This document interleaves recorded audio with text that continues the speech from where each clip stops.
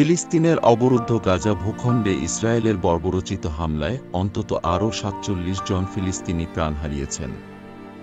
এতে করে উপত্যকাটিতে নিহতের সংখ্যা পৌঁছেছে ৪৪,৪০০-র বেশি। গত বছরের অক্টোবর থেকে শুরু হওয়া এই সহিংসতায় আহত হয়েছেন লক্ষাধিক ফিলিস্তিনি। বার্তা সংস্থা আনাদোলুর এক প্রতিবেদনে জানানো হয়েছে, অব্যাহত হামলায় এখন পর্যন্ত নিহত হয়েছেন ৪৪,৪২৯ জন।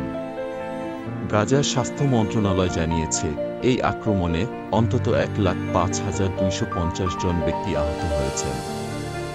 সর্বশেষ ২৪ ঘণ্টায় নিহত হয়েছেন ৪৭ জন এবং আহত হয়েছেন ১০৮ জন। এখনও অনেক মানুষ ধ্বংসস্তূপের নিচে আটকে আছেন, যাদের উদ্ধার করা সম্ভব হয়নি। স্বাস্থ্য কর্তৃপক্ষের মতে, গাজার ধ্বংস হয়ে যাওয়া ভবনগুলোর ধ্বংসস্তূপের নিচে অন্তত ১০,০০০-এরও বেশি মানুষ নিখোঁজ রয়েছেন। জাতিসংঘের যুদ্ধবিরতির আহ্বান এবং প্রস্তাব উপেক্ষা করে ইসরায়েল তাদের এই আক্রমণ অব্যাহত রেখেছে।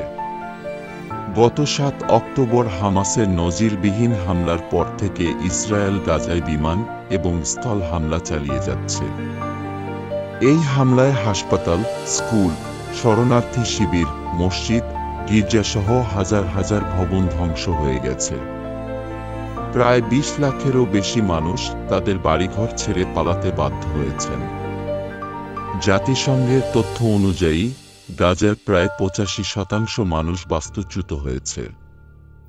খাদ্য, বিশুদ্ধ পানি এবং ওষুধের তীব্র সংকটে থাকা গাজার বাসিন্দারা এখন ভয়াবহ মানবিক বিপর্যয়ের মুখোমুখি। অবরুদ্ধ গাজার প্রায় ৬০% অবকাঠামো ধ্বংস হয়ে গেছে। ইতোমধ্যেই ইসরায়েল আন্তর্জাতিক আদালতে গণহত্যার অভিযোগে অভিযুক্ত হয়ে